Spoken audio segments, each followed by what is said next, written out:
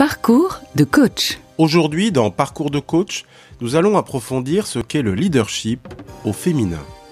Pour parler de ce thème, je me suis entretenu avec la coach Kera Desfamilles, qui a récemment sorti un e-book intitulé « Pionnière et si le nouveau leadership était féminin ». Bienvenue, je suis David Marion, coach professionnel. Dans ce nouveau Parcours de coach, découvrez une coach engagée auprès des leaders féminins qui œuvrent aujourd'hui à l'émergence du monde de demain. Parcours de coach. Écoutez, un professionnel analyse sa carrière, sa pratique et sa vision du coaching. Kera Desfamilles, bonjour. Bonjour. Te souviens-tu de ce que tu rêvais de devenir plus tard, lorsque tu avais 7 ans ?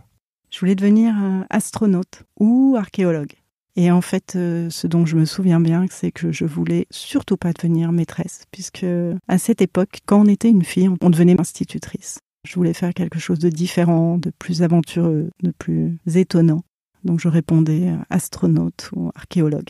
Archéologue parce que très très tôt, j'ai commencé aussi à être passionnée d'histoire, la préhistoire, la mythologie. Quelles étaient les professions de tes parents ? Je viens d'un milieu très populaire. Mon père était ouvrier, ma mère était femme de ménage. Ma mère très très tôt a voulu commencer à travailler pour pouvoir être aussi indépendante. Mes parents venaient d'Algérie. Et alors, quelles étaient tes qualités en tant qu'enfant ? J'étais hyper calme. Je lisais beaucoup. Un jour, un vendeur à domicile était arrivé à la maison et mon père s'était fait refiler l'encyclopédie Universalis. Tu sais, cette époque où on faisait des crédits sur 10 ans pour ce type d'achat. Ma mère était assez furax parce qu'ils étaient un peu gênés de s'être fait avoir. Parce que c'était vraiment un très très lourd crédit qu'ils ont pris. Et mon père a placé l'encyclopédie dans une étagère à côté de mon lit. Et en fait, ça a été un des grands bonheurs de ma vie. Puisque j'ai appris à lire, je devais avoir 4 ans et demi, 5 ans. Tous les soirs, j'apprenais des mots. Il devait y avoir une 40aine de volumes reliés en cuir. Quelles études as-tu fait ? J'ai fait une école d'ingénieur, Centrale Marseille. Et qu'est-ce que tu retiens de ces études d'ingénieur à Marseille ? Ça n'a pas été la période la plus fantastique de ma vie. J'avais pas une grande passion pour les sciences. Donc j'aimais beaucoup la chimie, notamment quand ça touchait la cristallographie, les réactions, tout ce qui crée la vie, tout ce qui est à la base et qui oblige à conceptualiser et à développer la création. Par contre, j'étais allergique à 90% des produits qu'on utilisait en laboratoire. Donc j'avais vite des éruptions de boutons. J'aimais pas le labo parce que je trouvais que c'était un milieu fermé. Ça me fait rire parce qu'aujourd'hui, ma fille est en seconde, elle doit choisir les spécialités. Et donc, on lui a fait faire des journées portes ouvertes. Et quand elle a vu des étudiants ingénieurs, elle m'a dit « Maman, je ne veux pas calculer des chauffages ». Bon, moi, j'ai calculé des chauffages pendant 3 ans. Et alors, quelle a été ta première partie de carrière, Kera ? J'ai commencé dans le groupe Air Liquide en tant qu'ingénieur. Là, par contre, c'était génial. Très rapidement, je suis passée à l'international. Très rapidement, on m'a donné beaucoup de responsabilités. J'étais carrément passionnée par ce que je faisais. Et je développais des installations de traitement d'eau à l'ozone. Donc j'avais co-breveté des systèmes d'injection d'ozone dans l'eau. Et on a commencé à travailler en milieu hospitalier, ensuite dans l'agroalimentaire. C'était il y a 25 ans et les toutes premières installations de traitement en pisciculture pour pouvoir limiter l'utilisation des antibiotiques. Et j'ai adoré cette partie-là des sciences, cette partie-là des projets, cette partie-là des rencontres dans le monde, des gens totalement impliqués au service d'un développement de projet, d'une innovation. C'était une partie de ma vie que j'ai vraiment adorée, puis ça m'a permis également de pouvoir voyager dans de nombreux pays et d'aller à la rencontre de nombreuses personnes. Et donc après Air Liquide, dans quelle entreprise t'es-tu dirigée ? Je développais beaucoup, je voyageais dans le monde entier, j'avais beaucoup de présentations à faire, je faisais beaucoup de communication et je me suis rendu compte à un moment donné en développant ces projets que je manquais d'outils, que je devais inventer ou réinventer des choses qui existaient déjà par ailleurs. Et j'ai un ami qui m'a appelé, qui lui était rentré chez Accenture et qui m'a proposé de venir le rejoindre en me disant, tu vois, tous les problèmes que tu as en termes d'organisation, de structure projet, de fédération de personnes, eh ben nous on le fait chez Accenture et tu vas trouver les bons outils là-bas. Donc je suis devenue consultante. Qu'est-ce que tu en retiens ? Accenture, c'est une école incroyable. Moi, je crois que je me souviendrai toute ma vie de leur centre de formation de Chicago. Absolument fabuleux. Une immersion totale. Des formations où tu vas avoir des consultants qui vont jouer des jeux de rôle grandeur nature avec un apport de savoir-faire incroyable. C'est vraiment des écoles d'excellence. Et t'es resté combien de temps alors ? Je suis restée un peu plus de 2 ans. Qu'est-ce qui a fait qu'à un moment donné, tu as décidé de te former au coaching ? Ça a commencé au moment où j'étais à l'Air Liquide, où justement je développais des projets qui avaient de l'envergure, qui commençaient à bien fonctionner, mais qui occasionnaient un changement de paradigme total pour le groupe Air Liquide. Puisque le groupe Air Liquide, moi quand j'y suis rentrée en 94, le modèle économique c'était de poser des bonbonnes de gaz chez des clients et de développer un approvisionnement en gaz. On re-remplit la bonbonne qu'on a louée aux clients. En ozone, j'ai pas besoin de grosses bonbonnes. L'ozone, il m'en faut très peu pour pouvoir désinfecter l'eau. En fait, je vendais un service de désinfection de l'eau qu'on allait apporter, donc avec une personne qui était soit sur site, soit disponible pour pouvoir assurer le service qu'on avait proposé. Et ça, c'était un changement de paradigme complet et ça a créé à la fois beaucoup d'engouement et beaucoup de tension. Beaucoup de résistance à un certain niveau de pouvoir où tout d'un coup, le système change et ça m'a passionnée. Justement, c'était l'époque où je me disais, il n'y a pas de problème technique, alors les problèmes humains.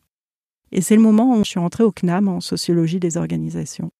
Au CNAM, j'étais un peu celle qui faisait un peu grain de sable, puisque constamment, je leur parlais de psychologie, de psychanalyse. Je leur disais, est-ce qu'on peut voir quelqu'un sans sa dimension humaine, sans sa dimension psychologique, sans son histoire? Et on me dit, non, là on est en sociologie, on fait des chiffres. Et ça me surprenait. Cette manière, en fait, d'avoir des chapelles hyper fortes où, quand on est dans un domaine, on ne peut pas accéder à un autre domaine. On me disait, on n'est pas là pour psychanalyser les gens, comme si c'était quelque chose de négatif. Donc, j'étais assez frustrée et donc je me suis dit, je vais aller continuer à développer ce champ d'investigation parce que j'ai besoin d'avoir une dimension beaucoup plus globale des personnes qui prennent en compte leur histoire, leur psychologie, la philosophie. Donc, voilà, deuxième étape, ça a été la PNL. Après la PNL, je suis partie suivre un cursus de philosophie et d'anthropologie parce que justement, j'avais besoin d'ouvrir vers quelque chose qui était beaucoup plus réflexif. Mais ce sont des étapes de développement, en fait. Ça, c'était il y a une quinzaine d'années, c'est ça? Ouais. Et par la suite, tu as fait une formation dans une école de coaching spécifique? Chez Transformance. J'ai suivi les différents cursus de Transformance et ensuite j'ai travaillé chez Transformance, la partie conseil, pendant presque 2 ans. Chez Transformance, qu'est-ce que tu retiens donc de cette formation? La force du groupe. Je pense qu'une formation en coaching, telle qu'elles étaient déployées à cette époque, puisqu'on faisait partie des toutes premières promotions, ça apporte un cadre. Je suis pas sûre que ça apporte beaucoup de techniques, beaucoup de pratiques. C'est pas suffisant en soi, à mon avis, pour pouvoir après accompagner quelqu'un. Non, c'est une amorce, c'est un début. C'est clairement une amorce. Ça va créer un cadre, ça va amorcer une évolution d'identité, mais c'est pas suffisant en soi. Enfin, en tout cas, moi, je n'étais pas coach en sortant de la formation de coaching. Donc chez Transformance, on doit être suivi en analyse. Moi, ça faisait déjà quelques années que j'étais en analyse et j'ai toujours privilégié l'analyse en one-to-one. Et c'est vrai que les groupes de coaching chez Transformance ont cette première partie qui peut ressembler à une thérapie de groupe qui, pour moi, était assez difficile à vivre. C'était confrontant pour toi de te livrer dans un groupe et de parler de ce que tu vivais? Très honnêtement, je me livrais pas dans le groupe. C'était plutôt confrontant pour les autres. C'était quelque chose qui, pour moi, était difficile et dont je ressentais pas le besoin. Donc tu étais plus en écoute? Totalement, ouais. Donc tu me disais, ce que tu retiens de cette expérience chez Transformance, c'est la puissance du groupe? La puissance, parce que j'ai accédé justement à ces personnes qui se livrent. Dans ces groupes, en fait, on accède à des nouvelles perceptions, des nouvelles visions, et puis il y a des personnes qui donnent beaucoup de leur intimité. Je trouvais ça passionnant. Et donc tu as commencé à accompagner, à coacher dans la foulée de cette formation? En parallèle, je suis rentrée chez Transformance Consulting. Donc, je devenais consultante coach. On accompagnait chacun des dirigeants du Club Med, aussi bien sur sa stratégie que lui en tant que personne pour le faire évoluer. Et donc, moi, j'étais sur la partie RH et notamment, je les ai accompagnés pour développer cette stratégie de clarification des valeurs dans le monde entier qui allait servir de socle à la transformation du groupe qui vivait à cette époque-là des moments assez difficiles de restructuration. Donc ça, c'était des formations et des expériences d'il y a 10-15 ans à peu près. Oui, tout à fait. Plus récemment, tu t'es formée notamment sous l'angle du leadership au féminin. Tu t'es formée aux États-Unis, je crois. Je me suis formée à Berkeley avec Claire Zamit. Pourquoi tu t'es formée spécifiquement au leadership au féminin aux États-Unis? Le 13 novembre 2015. Moi, ça a été une expérience qui a été assez structurante dans ma vie. J'habite dans le 11e, j'habite en face de la Belle Équipe. Ce soir-là, j'étais en face du Bataclan. Donc ça a été une soirée que je garde en mémoire. C'est un soir où j'ai eu aussi énormément de compassion pour toutes les femmes qui vivent ces situations de violence avec leurs enfants, mais pas un soir comme nous, mais qui vivent ça tout le temps dans leur vie. Et vraiment, j'ai ressenti une compassion pour les Palestiniennes, les Israéliennes, les Yéménites, où que ce soit, quand on se retrouve dans une situation où on ne sait pas si on va pouvoir protéger ses enfants. Et très peu de jours après, dans la douleur également du deuil, j'ai eu une révélation. Je me suis dit, mais comment on en est arrivé là? Et puis j'entendais beaucoup de discours dans les médias sur la revanche. Je me suis dit, mais on n'est pas dans la revanche. Il y a des choses beaucoup plus importantes à régler aujourd'hui. L'éducation, l'inclusion, parce que ce sont nos enfants qui nous ont tirés dessus. Ça se passe pas en Syrie. C'est ici qu'on doit améliorer notre système scolaire. C'est ici qu'on doit améliorer notre système de santé. Et là, c'était une évidence. Je me suis dit, en fait, il n'y a pas de femmes. Il n'y a pas de femmes pour prendre des décisions. Ce sont des décisions de la colère, de la revanche. Et c'était une évidence, c'est qu'il n'y a pas de femmes. Et à ce moment-là, je ne savais pas ce que j'allais faire. Je ne savais pas comment j'allais le faire. Mais je savais que je travaillerais pour pouvoir féminiser les instances de direction. Et pour moi, le plus évident, là où j'avais le plus de moyens, le plus de connaissances, c'était dans le monde de l'entreprise. Et où je réalisais aussi tout d'un coup en faisant des recherches que dans les instances de gouvernance, on n'avait pas de parité et il y avait une très très faible représentation des femmes. Et même pas 2 ans après, j'ai découvert les travaux de Claire Zamit à Berkeley. Donc j'ai fait son programme en ligne. C'est un programme que tu télécharges qui s'appelle 7 Week Feminine Power et qui est en 10 modules. Et je les ai passés 1 fois, 2 fois, 3 fois. Ça a transformé ma vie. Je découvrais toutes les questions que je me posais parce que, en te parlant de mon expérience, on a l'impression que tout est fluide, tout est magnifique, tout est incroyable. Pas du tout, en fait. Personnellement, je me prenais des portes assez régulièrement et j'appelais ça mes portes blindées. J'étais déterminée, j'allais de l'avant, je développais des nouveaux projets, j'avais un vrai sens social, un vrai sens de la coopération et bam, je me prenais ma porte blindée et j'avais le sentiment que je répétais constamment des mêmes mécanismes qui me remettaient face à moi-même et qui me renvoyaient en arrière. Et donc là, en fait, dans ce programme Feminine Power, j'avais des clés. Et à un moment donné, je me suis dit, je vais contacter Claire Zamit parce que j'aimerais savoir, je sentais qu'il y avait un peu de PNL, mais c'était pas de la PNL, il y a un peu d'hypnose, mais c'est pas de l'hypnose, il y a de l'histoire, de la philosophie, il y a du systémique, mais j'arrivais pas à voir qu'est-ce qu'il y a derrière la magie. Il y avait aussi quelque chose qui était très physique, très corporel. Et en fait, elle m'a contactée parce qu'elle a créé son école de coaching début 2018. Et donc là, je me suis inscrite tout de suite. Alors, tu as récemment sorti un e-book intitulé « Pionnière et si le nouveau leadership était féminin ». C'est un support à la fois informatif, pédagogique sur ce thème, évidemment. C'est aussi un e-book d'introspection, voire d'auto-coaching, avec des questions pour inviter les lectrices et les lecteurs à prendre de la hauteur et à réfléchir sur leur vécu. Et évidemment, c'est également un support d'auto-promotion pour toi. Pourquoi avoir choisi un format e-book et pas un livre classiquement ? Parce que ça va peut-être faire un livre classique aussi. Donc c'est une première étape ? Ouais, parce que l'ambition, c'était de faire quelque chose qui soit suffisamment digeste, disponible et qui soit indépendant de qui que ce soit pour pouvoir être transmis. Et puis la deuxième étape, c'est justement de pouvoir le présenter à des éditeurs pour continuer ce travail d'écriture et le développer. Alors rentrons dans ce e-book. Tout d'abord, comment définirais-tu le leadership au féminin ? Pour moi, en fait, le leadership féminin, les femmes aujourd'hui, elles sont en train de l'écrire. On est les toutes premières générations de femmes à pouvoir accéder à ces niveaux d'autorité, de visibilité. Et les femmes sont en train justement, dans leurs actions, de développer les fondements et les fondations de ce que c'est que le leadership féminin. Et oui, il sera très différent du leadership masculin. Tu peux nous expliquer en quoi, selon toi ? En quoi c'est différent du leadership masculin ? Ouais. Mais déjà, comment on qualifierait le leadership masculin ? Parce que pour pouvoir se dire en quoi il est différent, on doit être à même de porter une définition sur le leadership masculin. Et ça, c'est déjà compliqué parce que moi, ce que je trouve intéressant, justement, c'était toute la théorie de Jablonka sur les masculinités. Il existe un scope de masculinité très large, dont une est extrêmement valorisée, qui est la masculinité dont le pouvoir est basé sur la force et la virilité.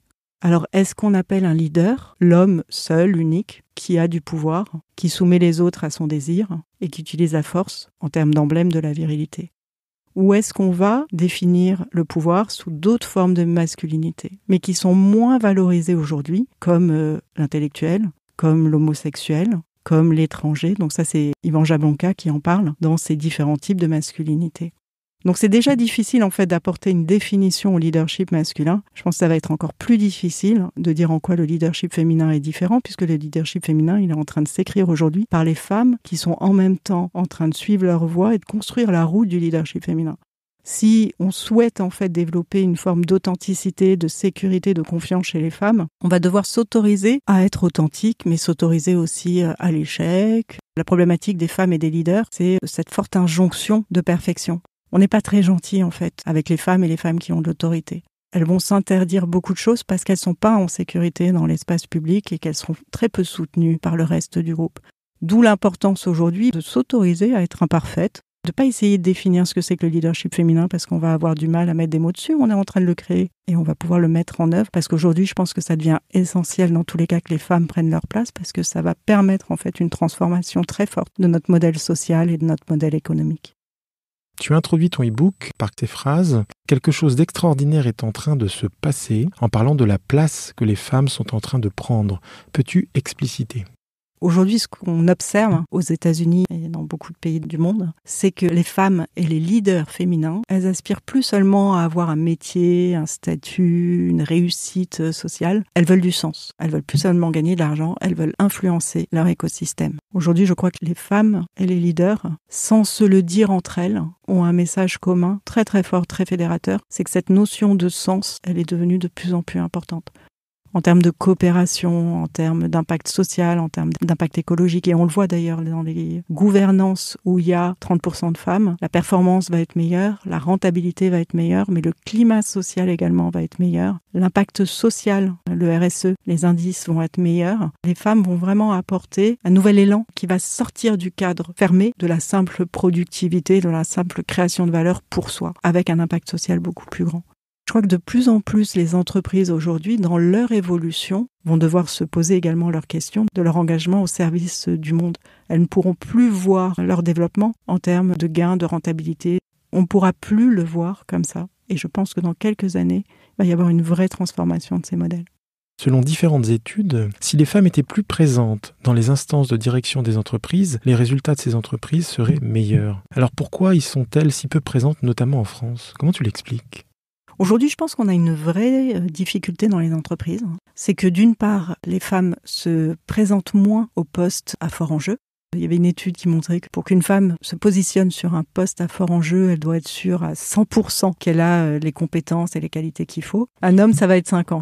Ça, c'est la première difficulté. C'est que les femmes, pour pouvoir y aller, il faut qu'elles soient sûres qu'elles cochent toutes les cases. Il faut qu'elles se sentent pleinement légitimes. Voilà. Il y a un autre problème, c'est que les processus de détection des talents, aujourd'hui dans les entreprises, ils ne sont pas faits pour les femmes. Moi, j'entends souvent des entreprises qui me disent « Notre vivier, il n'y a pas assez de femmes, on ne va pas pouvoir tenir les demandes de la loi Rixain », qui est une loi que je trouve d'ailleurs fabuleuse. La loi Rixain a été amendée en décembre 2021, elle a été votée en juin 2021. Aujourd'hui, les entreprises de plus de 1000 personnes, je crois, vont devoir, pour 2026, avoir 30% de femmes dans leur gouvernance et dans leur cadre dirigeant, pour atteindre un niveau de 40% en 2030. Ça va être une belle aventure, en sachant que ce qui est très positif, c'est que la loi Copé-Zimmermann, qui obligeait les entreprises à avoir 40% de femmes dans leur conseil d'administration, donc les grandes entreprises, a vraiment transformé l'image des conseils d'administration aujourd'hui en France et est devenu un des fleurons de l'image de la France à l'international. Ça a mis la France en tête et ça lui a donné un impact politique et une visibilité très positive qui a été très fort. Ça a fortement facilité le vote de la loi Rixain cette année. Il va y avoir des difficultés de recrutement, mais les difficultés de recrutement, pour moi, elles ne sont pas du tout liées à un manque de compétences chez les femmes. Loin de là. Elles sont liées à une inadéquation des process de détection des talents aujourd'hui dans les entreprises. Qu'est-ce qu'on appelle talent ? Je pense que vraiment les entreprises vont devoir se reposer la question. Il s'avère qu'une femme qui a du talent, elle va moins le montrer, moins le communiquer qu'un homme qui a du talent et qui a les mêmes talents. Elle sera moins dans l'autopromotion de ce qu'elle fait de bien. Elle ne sera pas du tout dans l'autopromotion. Les femmes, pendant des millénaires, notre rôle, c'était d'être utiles socialement, de s'occuper du foyer domestique et de faire des enfants. Notre capacité à identifier les besoins des autres et à les satisfaire, elle se fait très naturellement, très rapidement. Travailler, et c'était même pas un travail d'ailleurs, puisque ce travail domestique n'était pas considéré comme un travail, c'est quelque chose de naturel. Donc, elles vont pas venir communiquer sur ce qui leur semble être une action normale. Et d'ailleurs, très souvent, une femme qui réussit va minimiser ses succès, soit parce que ça va créer de la honte, parce que être trop en avant, c'est aujourd'hui pas admis socialement. Il y a un véritable biais social qui fait qu'une femme qui parle trop fort, qui en dit trop, qui se vend trop, va être mal vue. Soit parce qu'elle va pas considérer ça comme un talent. Donc une femme qui réussit va dire très souvent « j'ai eu de la chance » ou « on l'a fait ensemble et on va utiliser le « on ». quand un homme va s'attribuer ses succès de manière beaucoup plus directe et naturelle. L'ambition maintenant, ça va être de créer des processus qui permettent d'identifier ces mécanismes et de ne pas se faire jouer de ça. Parce que sinon, on ne verra pas les talents féminins, alors qu'ils sont là. Et c'est un peu comme une double peine, où d'une part, on déconsidère le travail des femmes parce qu'on le trouve normal, parce que pendant des millénaires, le travail des femmes, ça faisait partie de notre quotidien. Mais en plus, on déconsidère la qualité et l'excellence. Quels sont les obstacles au déploiement du leadership au féminin ? Là où je trouve que Claire Zamit à Berkeley, elle a apporté une révolution, c'est qu'elle a identifié 3 grands obstacles au leadership féminin, sur lesquels moi je vais accompagner des femmes également dans mes programmes.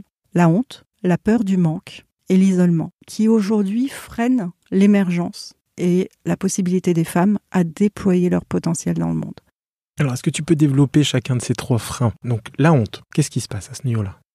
Les leaders féminins, c'est des femmes qui sont très expérimentées. Pour pouvoir atteindre ces niveaux de talent, accéder à des responsabilités, accéder à des fonctions dans un monde du pouvoir qui n'a pas été fait pour elles et qui ne les attendait pas, ce sont souvent des femmes qui ont acquis énormément d'expérience et de compétences. Et pourtant, ce qu'on voit chez les femmes, et ça c'est lié à notre histoire, dans certaines situations, malgré toutes les compétences, malgré toute l'expérience, il y a certaines situations à fort enjeu où elles vont se déconnecter de leurs capacités, de leurs compétences, de leur expérience. Par exemple, certaines de mes clientes, ça va être exprimer une opinion contradictoire en public. Ça va être dire non de manière assertive, poser une limite. On est un peu programmé pour faire plaisir. Ça va être faire toujours plus, beaucoup plus que ce qu'on attend de nous, avec un sentiment d'en faire jamais assez. Ça va être des difficultés à négocier sa valeur, sa rémunération, quand ça nous touche personnellement, parce que les femmes, elles sont plutôt très très fortes quand il s'agit de négocier pour les autres. Mais quand ça les touche personnellement, toutes nos capacités, toutes nos compétences s'évanouissent. C'est comme si tout d'un coup on se retrouvait démunis. Derrière ça, il y a une étude qui montre, qui a été faite par Sheryl Sandberg, que dans les situations de difficulté ou d'échec, les femmes, 80 fois plus souvent que les hommes, vont ressentir de la honte. La honte, c'est une émotion profondément répulsive, taboue, inhibante, dont on a rarement conscience. Qui est une émotion sociale, hein. Enfin, en l'occurrence, c'est par rapport aux autres qu'on ressent de la honte. Totalement. La honte, ça va venir activer la peur du rejet. Et c'est Brené Brown, qui est cette femme extraordinaire qui a fait l'un des TEDx les plus vus au monde, parce que je crois que c'est 57 millions de vues, de Power of Vulnerability, qui le définissait comme étant: est-ce qu'il y a quelque chose chez moi, si quelqu'un le voyait, ferait que je n'aurais plus le droit d'appartenir au groupe, que je serais rejetée et que je ne serais plus en sécurité. Donc la honte, c'est une émotion profondément douloureuse aussi physiquement. On va le ressentir dans le corps par des contractions, ça va nous inhiber et ça va donc nous couper de nos possibilités. Et c'est ce qui fait que certaines femmes extrêmement compétentes vont devenir illisibles, puisque dans certaines situations, elles vont se retrouver déconnectées. Déconnectées de leurs compétences et de leur expérience. Incapables d'agir de manière cohérente. Donc par exemple, d'une dirigeante, c'est quelqu'un de très solaire, charismatique, très connu dans son groupe bancaire, qui dans certaines situations où elle doit négocier avec le dirigeant de son entreprise, notamment des ressources, alors qu'elle est en manque de ressources constant par rapport au développement de ses projets, se retrouve dans l'incapacité, dans ces moments-là, de négocier avec son dirigeant. Et donc son dirigeant, qu'est-ce qu'il voit ? Il voit le masque de l'impassibilité, il a des demandes de plus en plus exigeantes, sans apporter les moyens nécessaires. Elle voit bien que par rapport aux autres membres du comité de direction, ils sont beaucoup mieux dotés qu'elle, mais face à une autorité, elle est incapable de répondre. C'est comme si elle redevenait une petite fille. Et c'est parce que c'est en nous des parties de nous qui sont beaucoup plus infantiles et qui vont, dans ces moments-là, s'activer. C'est plus la partie mature, compétente, expérimentée, c'est des parties beaucoup plus vulnérables. Si je comprends bien, c'est quelqu'un que tu as accompagné. Comment tu as pu l'aider dans ces situations à ne pas se laisser déstabiliser par cette habitude un peu atavique qui consiste à respecter l'autorité et pas en demander plus ? Comment tu as pu l'accompagner à cet endroit-là ? La première étape déjà, c'est d'en prendre conscience. Parce que ce sont des mécanismes. La honte, en fait, c'est ce qui alimente notre plafond de verre intérieur. Le plafond de verre intérieur, ce sont des situations de difficulté qui se répètent et généralement toujours dans le même domaine. On va vivre un peu le même mécanisme. Là, par exemple, l'impossibilité d'assurer son bien-être, sa sécurité, ses besoins. Chez les femmes, c'est assez récurrent, ça. De quoi j'ai besoin ? Quand on va poser la question à une cliente, elle va avoir du mal, en fait, à mettre des mots sur ses besoins. Parce que pendant des millénaires, on était plutôt centré sur les besoins des autres. Au détriment de ses propres besoins ? Nos besoins nous sont invisibles. Par exemple, les crises cardiaques. Une femme qui va avoir un problème de santé, elle va mettre 2h30 ou 3 heures avant d'appeler le SAMU. Quand elle appelle pour un de ses proches, elle met moins de 18 minutes. Donc en fait, aujourd'hui, on a un vrai problème de santé publique parce que les femmes font beaucoup plus de crises cardiaques que les hommes. Les symptômes ne sont pas les mêmes, mais en plus, les femmes, dans des situations où elles sont en difficulté, ne vont pas appeler le médecin. Donc une femme qui prend soin d'elle, pourtant c'est tout son écosystème qui en profite, mais les femmes ont beaucoup de mal à pouvoir prioriser leurs propres besoins. Donc d'abord, conscientiser cette situation, cet état de fait. On va en prendre conscience. Et ensuite, les méthodes que j'utilise, elles vont travailler à la fois sur le dialogue intérieur, de cette partie du corps aussi qui s'active, qui est douloureuse, dans des situations de difficulté, d'échec, où se trouve la douleur très forte dans laquelle se situe la situation. Et il faut savoir qu'il y a des études qui montrent, qui ont été faites par Gabor Maté au Canada, que dans ces situations-là, nos cellules portent en mémoire la situation d'origine qui a créé la perception de l'événement. En travaillant une base puissante de la personne, cette base où elle est mature, expérimentée, cette base où elle est la dirigeante qui est solaire, qui prend des décisions facilement, qui fédère les troupes, qui a beaucoup de charisme, qui est reconnue, appréciée, venir travailler dans le corps, dans ses mémoires physiques, qui sont des mémoires émotionnelles, qui vont activer le cerveau limbique, mais en passant par le corps. Et ça va permettre de réintégrer en fait un système nerveux beaucoup plus harmonieux. Donc ce focus-là permet un ancrage plus fort ? Totalement, qui va permettre de pouvoir accéder à ces zones de vulnérabilité sans qu'on se bloque. Parce que quand on va directement dans ces zones plus vulnérables, on bloque. Donc on ne peut pas y aller sans recréer une unité dans la personne. L'ambition, en fait, c'est de donner des outils à la personne qui vont lui permettre de pouvoir mettre des mots et des émotions sur des contractions dans le corps, qui vont lui permettre de mettre des mots sur les émotions qui créent cette agitation corporelle. Mieux je suis à même d'identifier ce qui se passe en moi, mes ressentis, mon corps, mieux je serai à même, avec beaucoup d'empathie, de bienveillance, de pouvoir le faire évoluer. Et après, ça va être un peu comme du yoga. On va accompagner cette évolution dans le temps en prenant conscience de ses réactions. Après la honte, la peur, qui constitue un autre frein. Est-ce que tu peux nous en parler ?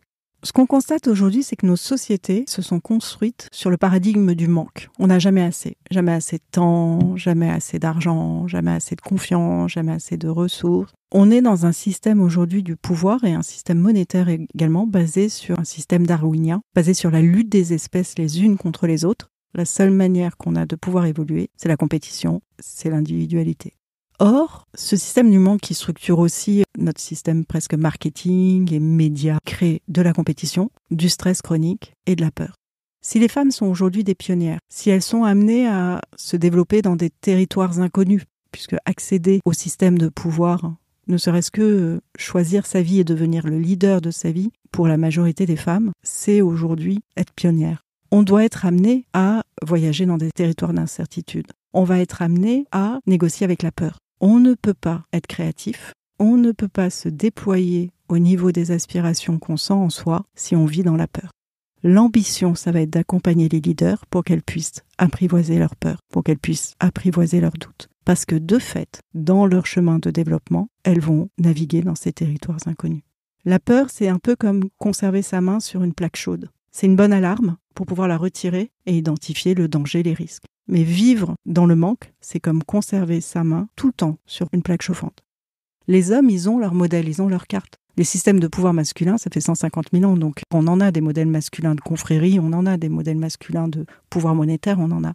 Pour les femmes, il n'y en a pas en fait. Donc un leader féminin, elle va être amenée à évoluer et à agir de manière totalement inédite et innovante. Ça crée de la peur. Dans un système qui, en plus, produit de la peur comme un gimmick marketing, parce que c'est la fondation de nos sociétés aujourd'hui, on se retrouve constamment dans le doute de soi, peur de ne pas prendre la bonne décision, peur de rater une opportunité, peur de l'échec, peur de ne pas être à la bonne place, peur de ne pas bien faire, peur de ne pas être légitime. Et en fait, ça va venir alimenter le fameux syndrome de l'imposteur avec la honte, qui fait qu'on va être totalement inhibé. Ou on va vivre dans un stress chronique, comme beaucoup de femmes aujourd'hui. Il faut savoir quand même que 20% des femmes prennent des antidépresseurs, 78% des femmes ont des problèmes avec leur corps et avec l'alimentation. Et si on prend toutes les femmes qui ont des complexes, on est 98%. 6 femmes sur 10 vivent avec des difficultés financières. Le rôle des femmes aujourd'hui, il n'est pas simple. Donc dans un système qui crée de la peur, ça va limiter notre capacité à déployer notre leadership. Parce que justement, on doit être à même de l'apprivoiser. Et le troisième frein, à savoir l'isolement, est-ce que tu peux nous en parler ? Quand on a honte, quand on a peur, les femmes vont avoir tendance à s'isoler. Les grands leaders ont la capacité à demander et recevoir de l'aide pour construire leur vision. Et pourtant, pour les femmes, quand il s'agit de demander et recevoir, c'est extrêmement compliqué. L'ambition, ça va être de les amener à construire des réseaux pour pouvoir se développer. Parce que ce qu'on voit au niveau des leaders, c'est que les femmes, du fait de la honte, le syndrome d'illégitimité, le syndrome de l'imposteur, fait que mettre en avant nos besoins de ressources, notre besoin d'aide, surtout dans les plus hauts niveaux du pouvoir, ça peut être vécu comme un sentiment de faiblesse. Et ça, c'est vrai aussi pour les hommes d'ailleurs.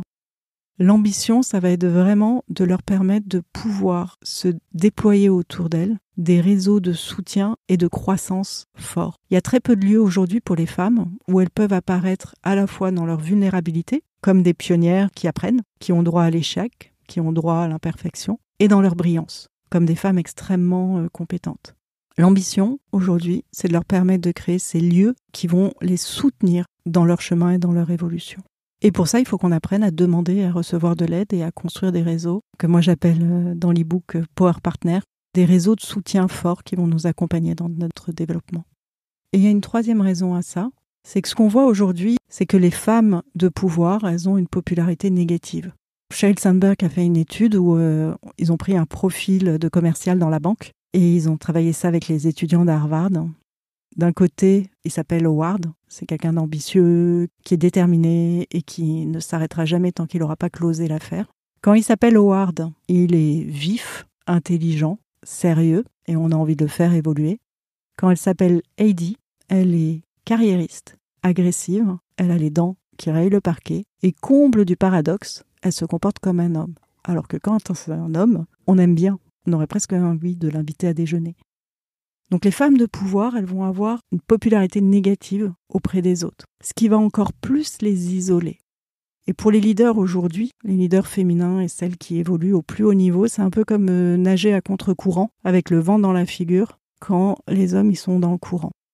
C'est super important de pouvoir les sécuriser et d'avoir autour d'elles un réseau puissant pour pouvoir les accompagner dans cette évolution. Parce que seul, on ne peut pas accéder aux ressources dont on a besoin pour d'une part se réaliser, on ne peut pas devenir soi par soi, mais également pour accéder à cette transformation. Quelles sont les croyances limitantes potentiellement à l'œuvre s'agissant des femmes en situation de leadership ? Il y a 3 croyances majoritaires. La première, c'est ce que les Américains appellent « I'm not enough », donc je ne suis pas assez. Et ça va entraîner comme comportement que pour pouvoir se sentir reconnu et en sécurité dans le groupe, on va devoir en faire beaucoup plus. Et donc c'est véritablement un mécanisme inconscient puisque on va toujours surévaluer, plus de présence, on va travailler plus sans demander à être payé plus pour pouvoir valider notre sentiment de reconnaissance et de sécurité. Et le fait, tout d'un coup, par exemple, de se repositionner sur ses propres besoins peut créer une grande culpabilité et un grand sentiment d'insécurité. Et c'est un mécanisme sur lequel on va travailler pour pouvoir le désamorcer et recréer une confiance et une sécurité sans avoir à donner plus. Et ces personnes qui vont donner plus, généralement en plus elles donnent plus, sans véritablement identifier le besoin des autres. C'est un réflexe. Et ce qui se passe en fait, c'est que les autres, ils vont en vouloir plus, puisqu'ils vont estimer que c'est normal. Un deuxième mécanisme, ça va être les mécanismes d'invisibilité. Très souvent, les femmes vont avoir leur attention sur les autres. Pourquoi ? Parce que ça fait 150 000 ans que les femmes, leur rôle, c'est d'être utiles et de prendre soin. Donc elles ont développé des grandes capacités à identifier les besoins des autres. Elles vont être très alertes à tous les détails sur lesquels elles vont mettre et interpréter des besoins. Quand je porte toute mon attention sur les gens qui m'entourent pour pouvoir satisfaire leurs besoins, je deviens invisible à mes propres besoins. Et très souvent même, je vais attendre, donc c'est toujours des mécanismes inconscients, que les autres fassent pareil pour moi. Puisque moi, je suis hyper attentive à leurs besoins, je vais attendre qu'ils aient la même qualité que moi et qu'ils répondent à mes besoins. Et ça va créer aussi des frustrations, parce qu'évidemment, on n'a pas tous ces qualités extraordinaires de pouvoir observer et identifier les besoins des autres. Ces mécanismes se développent dans certaines situations. Ce n'est pas des mécanismes généraux dans toutes les situations.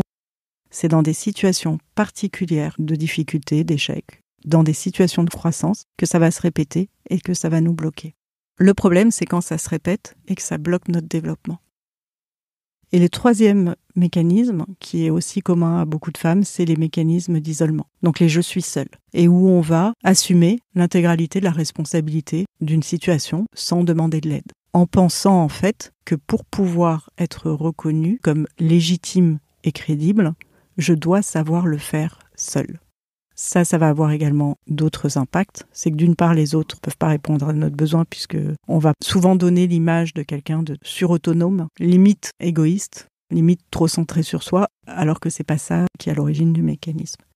Et ça va donc créer des problématiques d'isolement. Et de charge de travail assumée seule. Et de frustration très forte évidemment, puisqu'on va attendre d'être jusqu'au, parfois le burn-out, avant d'exprimer son besoin de soutien. Et donc ça va limiter les femmes dans ces situations, leur capacité à pouvoir se développer au plus haut niveau. Parce qu'on ne peut pas se développer au plus haut niveau si on estime qu'on n'est pas assez à la hauteur. On ne peut pas parler de ses compétences, développer son identité de leader et sa réputation si on n'est pas un tant soit peu alerte et conscient de ses propres besoins. Et on ne peut pas déployer non plus sa vision largement dans le monde si on est seul. Dans ces différents cas, j'entends beaucoup de souffrance aussi, potentiellement. Dans 90% des situations, les femmes vont très bien. Clairement, aujourd'hui, la vie des femmes, c'est pas une vie très facile. Justement, il y avait des études qui montraient qu'à la fois, on n'avait jamais été aussi libre, avec autant de possibilités. On peut construire le couple qu'on veut, la vie intime qu'on veut. On peut gagner notre argent. Je veux dire, on est les premières générations qui peuvent ne serait-ce que partir seules en vacances. Avant, une femme ne partait pas seule en vacances, sans un chaperon ou sans sa famille. Et en même temps, comme je te le disais tout à l'heure, 20% des femmes dans le monde prennent des antidépresseurs. La charge de travail a considérablement augmenté pour les femmes, puisqu'il y a une étude qui montrait, justement, c'était encore Sheryl Sandberg qui dans son livre a réuni énormément de chiffres et qui montrait qu'une femme dans les années 50 passait 11h30 à l'éducation de ses jeunes enfants par semaine, donc enfants qui vont à l'école. Même étude dans les années 90, où les femmes travaillent majoritairement, elles passaient 11h30 à l'éducation de leurs enfants. Donc en fait, elles se sont pris la vie des hommes, donc avec toutes les responsabilités et tout l'engagement que ça nécessite, et toute la détermination et la passion qu'on voit dans les femmes dans le monde professionnel, cet investissement qui est très très fort, tout en gardant l'ancienne vie.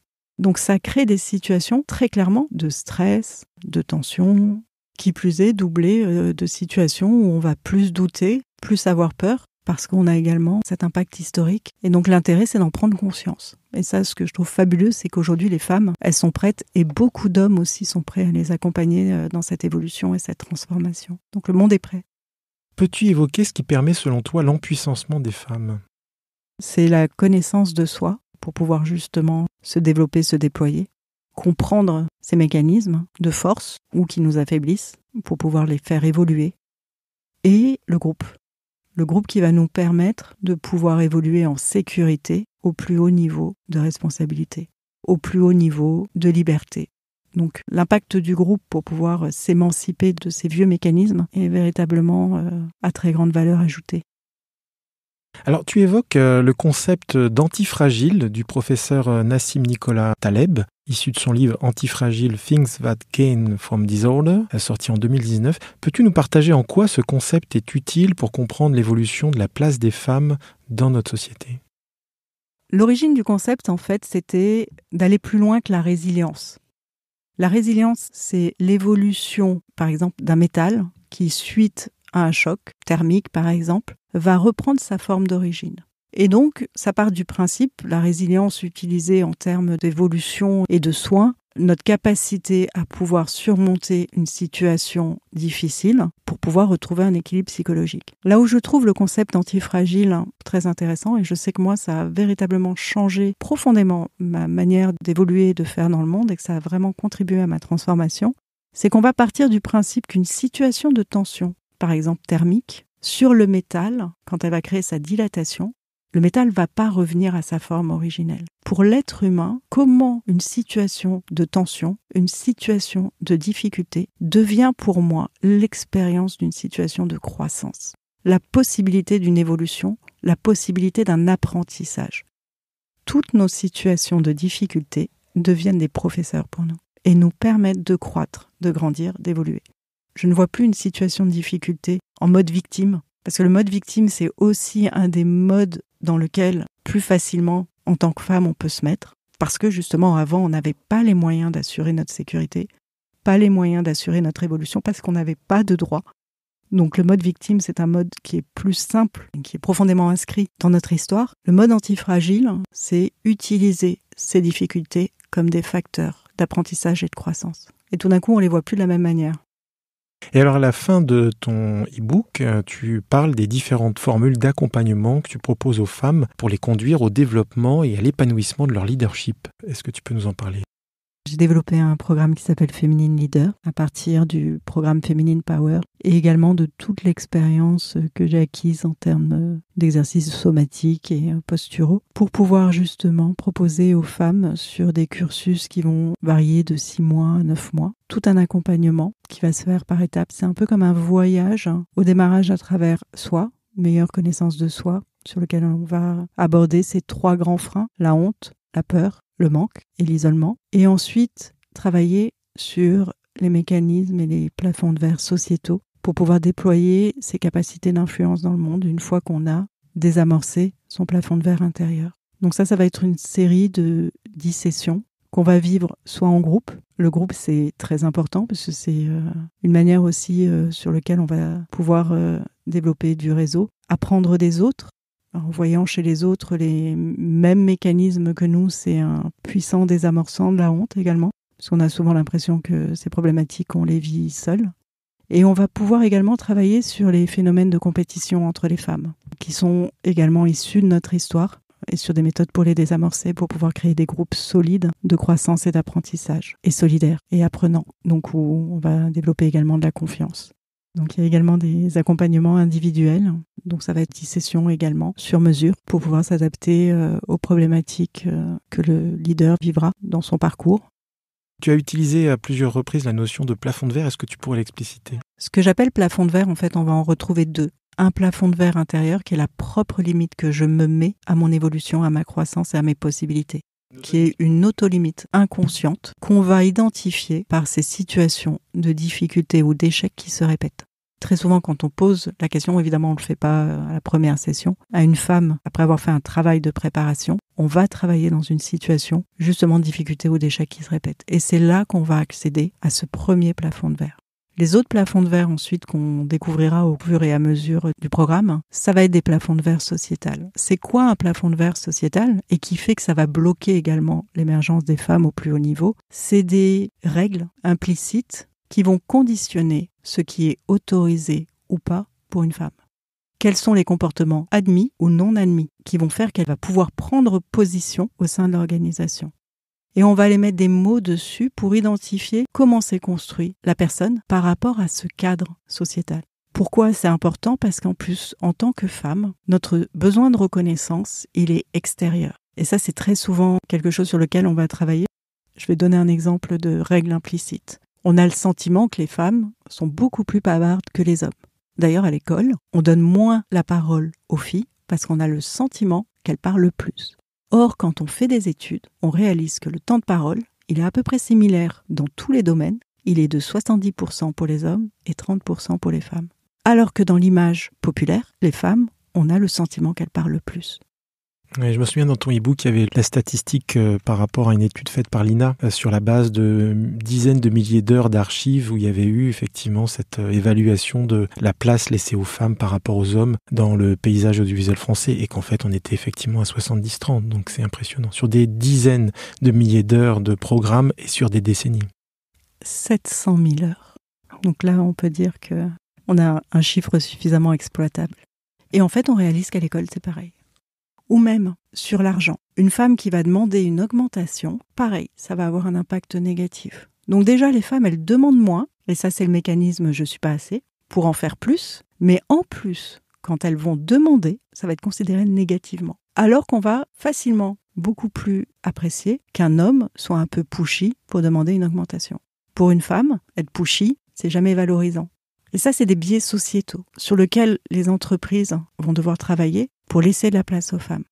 Il y a d'autres biais. Moi, je sais que pendant longtemps, on m'a dit « mais tu es trop, Kéra. Tu es trop intellectuelle, tu penses trop. Ça va faire peur aux hommes. » Et donc après, avec la PNL, j'ai essayé d'être moins.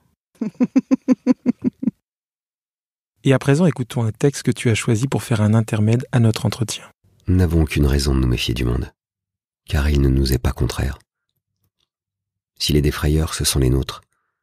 S'il est des abîmes, ce sont nos abîmes. S'il est des dangers, nous devons nous efforcer de les aimer. Si nous construisons notre vie sur ce principe qu'il nous faut aller toujours au plus difficile, alors tout ce qui nous paraît encore aujourd'hui étranger nous deviendra familier et fidèle. Comment oublier ces mythes antiques que l'on trouve au début de l'histoire de tous les peuples, les mythes de ces dragons qui, à la minute suprême, se changent en princesses. Tous les dragons de notre vie sont peut-être des princesses, qui attendent de nous voir beaux et courageux. Toutes les choses terrifiantes ne sont peut-être que des choses sans secours, qui attendent que nous les secourions. Aussi, cher monsieur Capus, ne devez-vous pas vous effrayer quand une tristesse se lève devant vous, si grande que jamais vous en aviez vu de pareille, si une inquiète agitation comme la lumière et l'ombre des nuages parcourt vos mains et tout ce que vous faites. Il vous faut penser alors que quelque chose se passe en vous, que la vie ne vous a pas oublié, qu'elle vous tient dans sa main. Elle ne vous laissera pas tomber. Pourquoi voudriez-vous exclure de votre vie quelque anxiété, quelque douleur, quelque mélancolie que ce soit, puisque vous ignorez quel est le travail que ces états accomplissent en vous? Puisque vous savez bien que vous êtes au milieu de transitions et que vous ne souhaitiez rien tant que de vous transformer. Alors il s'agit d'un extrait d'une des lettres à un jeune poète de Rainer Maria Rilke, publié en 1929, souvent résumé par la phrase « Tous les dragons de notre vie sont peut-être que des princesses qui attendent de nous voir beaux et courageux ». Pourquoi ce texte particulier, Kérin? Parce que je trouve que c'est un texte très symbolique de la transformation. La transformation, c'est savoir plonger dans ses doutes, dans ses peurs, aller à la découverte de ce nouveau chemin, et ça peut créer énormément de résistance. Et renforcer les doutes au début, parce qu'évidemment, on sait ce qu'on quitte, et souvent des situations peuvent nous rendre malheureuses, ou dans une situation en tout cas où on a envie de s'en défaire, sans vraiment savoir où on va et vers quoi on advient. Et j'adore ce texte parce que justement derrière ces dragons, ces peurs qu'on est en train de quitter, il y a sans doute des princesses. Il y a quelque chose d'absolument fabuleux qui fait que quand on arrive dans ce chemin de réalisation et qu'on dépasse cette peur, qu'on dépasse ces doutes et qu'on avance sur ce chemin, on peut accéder à tout ce qu'il y a de mieux dans notre humanité. Et je trouve que Rilke l'exprime avec beaucoup de puissance et beaucoup de poésie. C'est également un texte avec une invitation à rencontrer ses peurs, s'approcher de ses douleurs pour les transformer, pour se transformer. Et effectivement, cela demande du courage et il faut s'aider de la princesse qui incarnerait, sur le plan psychanalytique, notre propre innocence, notre propre bonté. Ça te parle, ça? Ce que je dirais même, c'est que quand tu plonges, par exemple, dans la honte que créent ces dragons, ne serait-ce que de pouvoir y plonger avec empathie, bienveillance pour soi, la même empathie qu'on offre à nos amis, à notre famille, ça développe une énergie, un amour, parce que la honte, on la fuit. C'est une émotion qu'on ne veut pas voir. Et là, tout d'un coup, ça développe une énergie qui est juste phénoménale. Et c'est ça qui est assez étonnant, c'est que la honte, on va la fuir. C'est une émotion dont on n'aime pas parler. C'est une émotion qu'on n'aime pas même dire qu'on ressent. Et d'ailleurs, moi, j'entends beaucoup de gens qui me disent « Non, moi, c'est pas de la honte, c'est de la gêne. Non, moi, c'est pas de la honte, je sais pas, j'ai jamais ressenti ça. » Après, en donnant des exemples et en parlant, ça les déstabilise. Et bien, quand on plonge dedans, dans ces émotions, on découvre nos princesses. Et ça, c'est extrêmement libérateur. C'est un texte en fait qui est très systémique parce que d'une certaine manière, ça dit que le problème est la solution. C'est complètement ça. C'est une source de pouvoir. Mettre de la lumière sur ces ombres. Mettre de l'empathie et de l'amour, je dirais même. Et tout d'un coup, ta faiblesse, quand tu la vois avec empathie et amour, elle devient une force incroyable. Et d'ailleurs, à l'inverse, cela signifierait aussi que supprimer d'une baguette magique ses propres difficultés et problèmes enlèverait toute possibilité de grandir dans l'existence. Et en même temps, c'est un vœu pieux. Il y a des personnes qui promettent finalement, de manière marketing évidemment, de faire disparaître les problèmes. En réalité, c'est des sources de croissance, si on est bien accompagné évidemment. J'ai beaucoup de mal avec justement ces offres de coaching ou autres qui disent changez votre vie complètement, développez la vie dont vous rêvez, devenez celui que vous voulez être et 100 fois mieux. Moi, j'ai beaucoup de mal avec ce type de promesses En sachant en plus que je pense qu'on peut accéder même à mieux, mais dans un chemin de croissance et en acceptant justement de pouvoir mettre la lumière sur certaines de ces failles et de ces vulnérabilités, tout en les accueillant, parce qu'il y en a qui n'évolueront pas et qui resteront, qui deviennent des forces quand on les assume totalement. Et alors dis-moi, est-ce que tu as pu trouver des occasions pour faire en sorte que tes dragons deviennent des princesses ? Ça fait un moment que je bosse que dessus. C'est pour ça que je suis devenue coach. Comme tout coach, en fait, j'ai envie de te dire. Ouais. Carrément. C'est parce que ce travail, il est constant. Aujourd'hui, la démarche que je fais sur LinkedIn de visibilité, qui crée beaucoup d'appréhension. La démarche qui est aujourd'hui également d'être là en face de toi et de raconter ma vie. Il faut savoir que pendant des années, je ne parlais jamais de moi. J'évitais absolument de donner une information personnelle ou intime. Et justement, développer de la visibilité, développer sa parole en confiance, c'est un chemin de croissance auquel aujourd'hui je m'emploie parce que également ça me permet d'acquérir une expérience et je vois pas comment je peux accompagner des femmes dans cette évolution et dans cette mise en lumière si moi-même je passe pas par ce chemin-là de transformation. Tu te dévoiles peu quand même, hein. Il y a une certaine pudeur ou une hésitation. Sur quoi t'aurais voulu que je me dévoile ? Ah, mais moi, je ne veux rien. Là, t'as une occasion de te dévoiler. Ouais. T'as pas parlé de tes dragons. J'ai eu 2 gros dragons. Je vais en parler un petit peu. Mes parents, ils sont nés pendant la guerre d'Algérie. Des enfants qui ont été traumatisés par la guerre, ça donne des parents défaillants. Et j'ai beaucoup de compassion quand je vois aujourd'hui ce qui se passe partout dans le monde. C'est aussi l'une des raisons qui source ma détermination, ma motivation à pouvoir contribuer à cette transformation. C'est que moi, je viens d'une famille où des enfants ont vécu la guerre et c'est devenu des parents défaillants, pour qui j'ai beaucoup de respect. Et j'ai été très en colère contre eux pendant des années.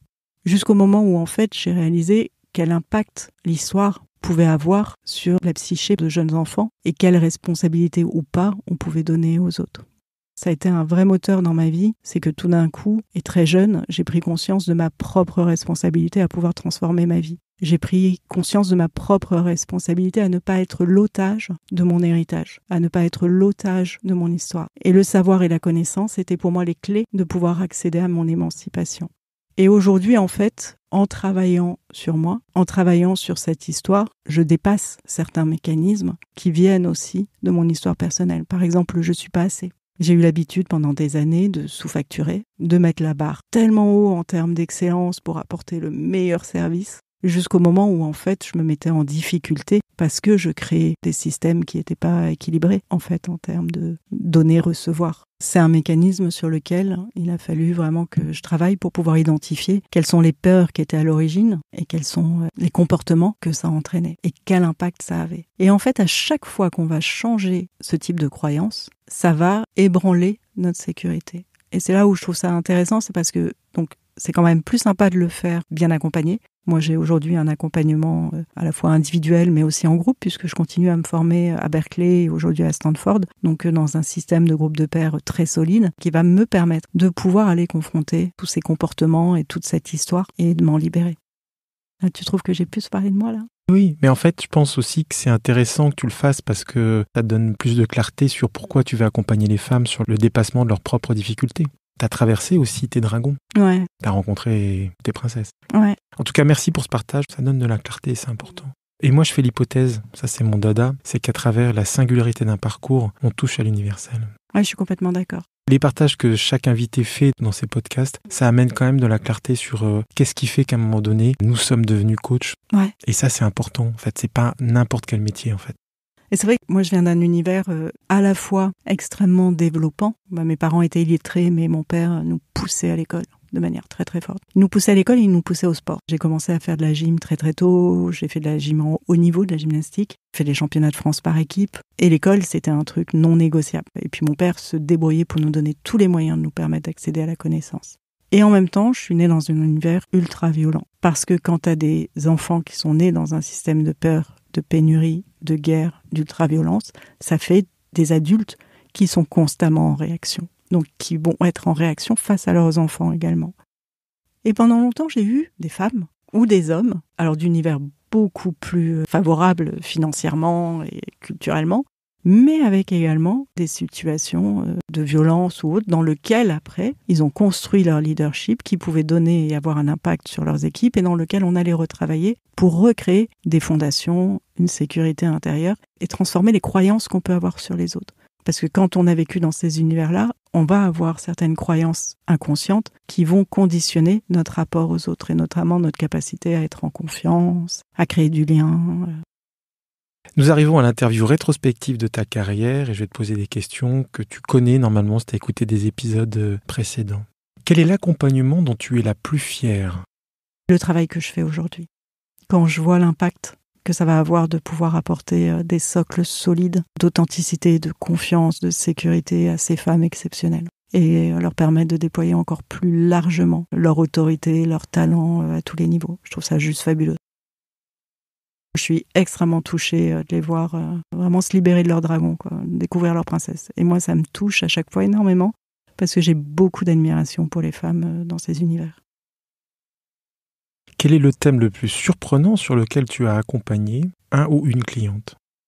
J'accompagnais une styliste qui travaillait sur une comédie musicale qui, à un moment donné, réalise qu'elle est sous-payée par rapport au prix du marché et que ça fait la 4e fois qu'elle travaille pour cette immense organisation, puisque c'est un très grand groupe qui organise et qui produit cette comédie musicale. Et ça fait 4 fois qu'on lui demande de faire des bons prix parce que tu comprends, on n'est pas sûr que ça marche. Je vais l'accompagner sur la renégociation de son salaire, sachant que pendant 4-5 ans, j'ai bossé également pour le Centre européen de la négociation sur des techniques de négociation raisonnée d'Harvard. Et là, c'était assez surprenant puisqu'on allait demander une augmentation de 300%. Et ça a été une préparation assez étonnante, que ce soit en termes de compétences, pour pouvoir s'inscrire dans des critères objectifs. Définitivement, elle était sous-payée, et elle était grandement sous-payée. Et ensuite, de la préparer aux entretiens pour qu'elle puisse vivre ces entretiens et ce processus, parce que 300%, il va falloir y aller par étapes pour pouvoir conserver une relation tout en étant ferme sur les intérêts, qui est d'être payé justement par rapport au prix du marché, par rapport aux autres intervenants. Et en fait, j'ai été payée en vêtements à la fin.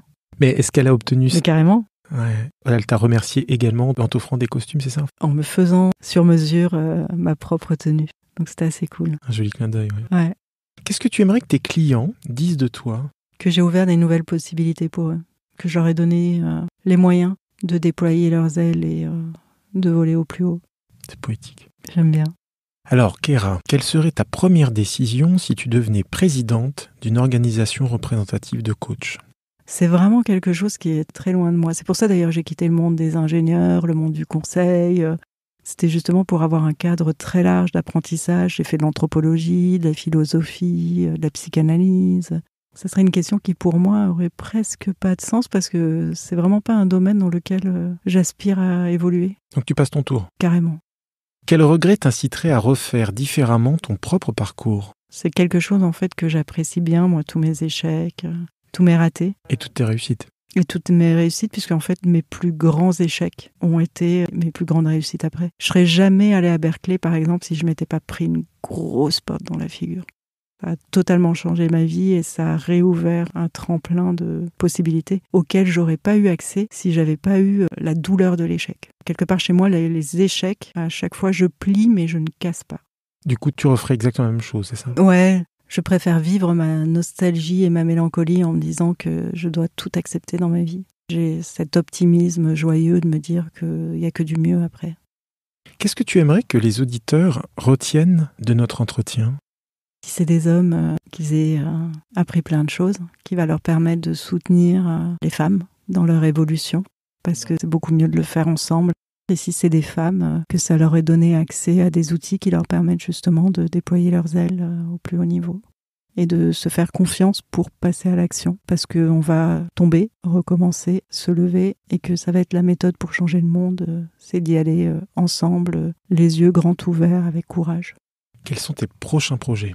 Je suis en train d'animer une conférence que je développe de plus en plus, qui va se faire déjà pour plusieurs associations de femmes en entreprise, mais également dans des associations féministes, pour pouvoir justement porter ce discours et ouvrir des nouvelles possibilités pour les femmes. Cette conférence est pionnière, et si le nouveau leadership était féminin, qui a pour ambition justement de présenter ces possibilités qu'ont les femmes aujourd'hui de déployer leur leadership, cet impact également de l'histoire qui vient expliquer ces doutes, ces freins, ces obstacles, ces mécanismes qu'on partage toutes pour pouvoir nous offrir la possibilité de se dire qu'en fait, c'est pas une problématique personnelle, c'est une problématique qu'on partage toutes.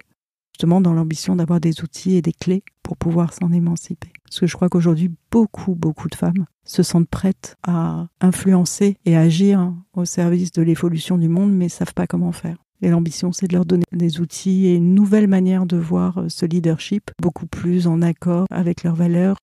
Un leadership peut-être plus simple, plus vivant, plus spirituel, positif, authentique, qui leur permettent de pouvoir déployer leur grand talent dans le monde. À présent, écoutons la chanson que tu as choisie pour incarner ton propre parcours et nous en parlerons juste après.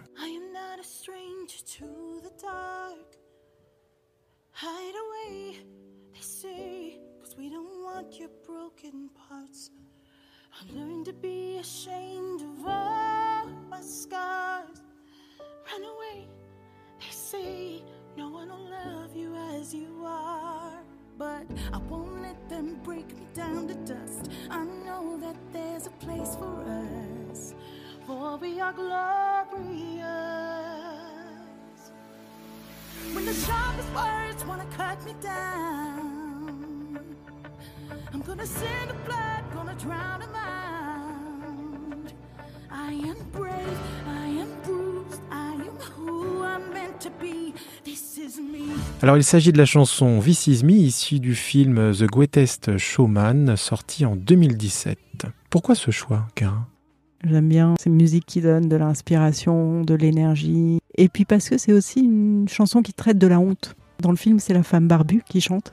Quand elle déploie ses potentiels, c'est juste magique. J'aime bien ce côté américain où tout d'un coup, t'es porté par la musique et ça te permet de transcender toutes tes possibilités.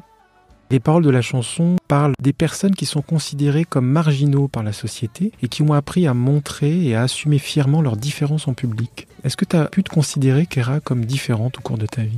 Carrément. Déjà, dans une école d'ingénieur, quand tu arrives et que tu es une fille, tu passes différente.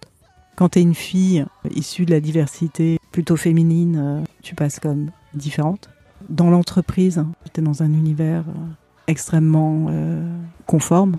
Et c'est vrai que j'ai toujours eu un parcours un peu atypique. C'est justement une force de pouvoir à un moment donné ne plus chercher à être reconnu par l'ensemble des autres, puisque cette reconnaissance qu'on va chercher chez les autres, c'est le désir du désir de l'autre. On court après quelque chose qui en fait est inatteignable. Un jour, savoir se recentrer sur son propre désir et sa propre différence, je trouve ça assez puissant. Ce que je trouve très intéressant aussi dans cette chanson, c'est vraiment une femme à barbe, en fait. C'est pas une femme à qui on a collé une postiche. L'artiste a vraiment une barbe. Mais au fond, à travers les accompagnements que tu peux faire en groupe ou en individuel, tu aides ces femmes à assumer pleinement leur leadership avec toute la singularité qui est la leur et avec leur propre ADN, leur propre passion, leur propre spécificité. Au démarrage, tu me demandais la définition du leadership féminin. Je crois que tu viens de la donner, là. C'est assumer ce qu'on est, c'est devenir soi, authentique, en confiance et en sécurité. Un leader, c'est quelqu'un qui a une présence, qui te voit et qui en même temps se voit. Je reconnais l'autre, je le vois, mais je me vois moi aussi et je me reconnais. Après 2h30 d'entretien, c'est quoi l'émotion qui est présente, Cara ? Je suis touchée parce que je te trouve extrêmement sensible. C'est un moment que je trouve à la fois très intense et je trouve que pour le coup, c'est une belle altérité. Cette écoute, tes questions, cette curiosité, je trouve ça très beau. Donc je suis très touchée. Avant de clôturer ce podcast, je vais rappeler le titre de ton e-book que j'ai pas très loin, là, si je le retrouve. Tu m'as un peu ému, donc. Pionnière, et si le nouveau leadership était féminin. Donc il est gratuitement disponible sur ton site internet, tu l'as aussi diffusé sur LinkedIn, et c'est peut-être la première pierre d'un futur livre qui sortira d'ici quelques temps. Ouais. Merci beaucoup, Cara, pour ta participation à ce podcast. Merci, David. Parcours de coach. Merci pour votre écoute. Le podcast Parcours de coach est diffusé sur toutes les plateformes d'écoute et toutes les applications dédiées au podcast. Si cet épisode vous a plu, s'il vous plaît, notez-le favorablement sur la plateforme d'écoute ou l'application que vous utilisez. Cela nous aide à développer la notoriété de nos productions. Par ailleurs, vous pouvez liker, commenter ou repartager nos épisodes sur les différents réseaux sociaux où nous sommes diffusés. Continuez à nous envoyer vos questions, réactions ou suggestions à notre adresse électronique lemediadecoach@gmail.com et n'hésitez pas à recommander ce podcast à vos contacts. Enfin, si le coaching professionnel vous intéresse, vous pouvez désormais vous abonner à nos 2 podcasts mensuels, Un coach à la une, l'entretien pédagogique, et Parcours de coach, l'entretien analytique. À très bientôt pour un nouvel épisode. Parcours de coach, une série créée par David Marion et produite par le Média des coachs.